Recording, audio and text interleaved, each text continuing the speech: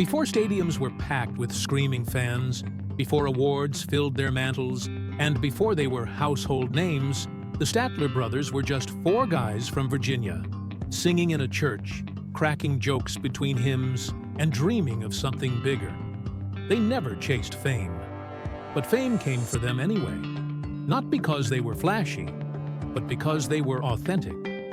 In a music world often defined by heartbreak and honky-tonks, the Statler Brothers brought something warmer: nostalgia, faith, family, and fun. They were storytellers in four-part harmony, and over the course of 4 decades, they became the quiet kings of country harmony, icons of an era where being true mattered more than being loud. This is the story of the Statler Brothers and the legacy they left behind. The story begins in Staunton, Virginia, a quiet town nestled in the Shenandoah Valley. That's where Harold Reed, his brother Don Reed, and their friends Phil Balsley and Lou DeWitt first began singing gospel music together. They weren't called the Statler Brothers yet.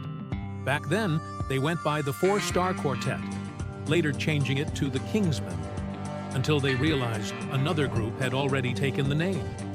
The final name? Statler Brothers.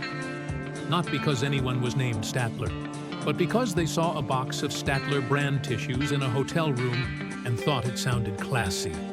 Their blend of gospel and country, and a lot of clean-cut humor, got them noticed. But it wasn't until a certain Johnny Cash came to town that everything changed. In 1964, Cash invited them to tour as his opening act and backup singers. Suddenly, these boys from Staunton were on the road with a living legend. They would perform with Johnny Cash for over 8 years, and during that time, they grew from backup harmonizers into headliners in their own right. What made the Statler Brothers special wasn't just the sound, it was the balance. Don Reed sang lead and became the group's primary songwriter. Harold Reed, the deep bass voice, added comic relief and grounded the harmonies. Phil Balsley, the baritone, was the glue that held the blend together. Lou DeWitt, the tenor, gave the group a soaring sweetness. Together, they created something rare, harmony that felt like home. They broke out with their first major single, Flowers on the Wall, in 1965, a song written by Lou DeWitt that mixed deadpan humor with existential weariness.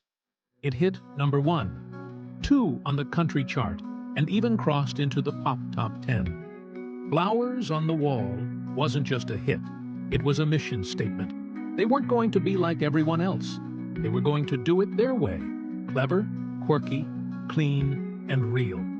Through the 1970s and 80s, they followed up with hits like Bed of Roses, Do You Remember These?, The Class of '57, I'll Go to My Grave Loving You.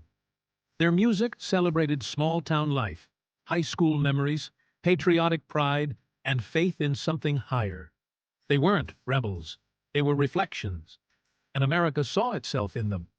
By the 1990s, the Statler Brothers were country music royalty, and TV came calling. In 1991, they launched the Statler Brothers Show on TNN, the Nashville network. It aired every Saturday night and ran for 7 seasons, becoming the highest-rated show in the network's history. It featured musical guests, skits, performances, and plenty of Harold Reed's signature humor.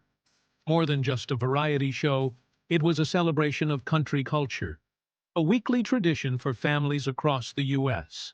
They didn't just sing hits, they honored the past, they lifted up new voices, and they showed that being clean and kind could still fill a stage.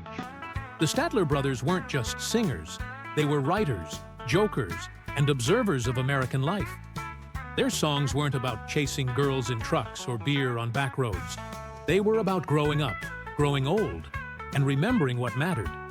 They made you laugh with songs like You Can't Have Your Kate and Edith Too, How to Be a Country Star, and they made you tear up with More Than a Name on a Wall, Who Am I to Say?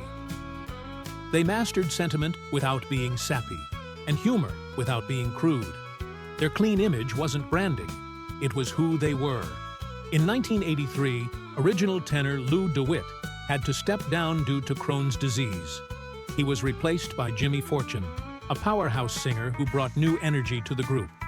With Fortune, they recorded new hits like Elizabeth, Too Much on My Heart, My Only Love. Even in transition, the Statlers never lost their soul. But in 2002, after nearly 40 years of touring, the group decided to retire. They didn't fade away. They planned a final tour. They said thank you. Then they went home to Virginia, just like they always said they would. In 2020, bass singer Harold Reed passed away at age 80. In 2022, tenor Lou DeWitt was inducted posthumously into the Country Music Hall of Fame. But their harmony never left. The Statler Brothers won 3 Grammy Awards, 9 CMA Awards for Vocal Group of the Year. Induction into the Country Music Hall of Fame in 2008. But their real legacy isn't trophies. It's the way they made people feel. They reminded America that it's okay to believe in something, to love home, and to laugh at yourself. They were proud to be country, proud to be clean, proud to be Statlers. And that pride? It never went out of style. The Statler Brothers didn't change country music with rebellion. They changed it by being consistent, being kind, and being true. In a world chasing trends, they stood still and let the world come to them. They taught us, it's okay to be nostalgic. It's okay to have manners. It's okay to love your country and your family and your God. They weren't just musicians. They were the soundtrack to real life.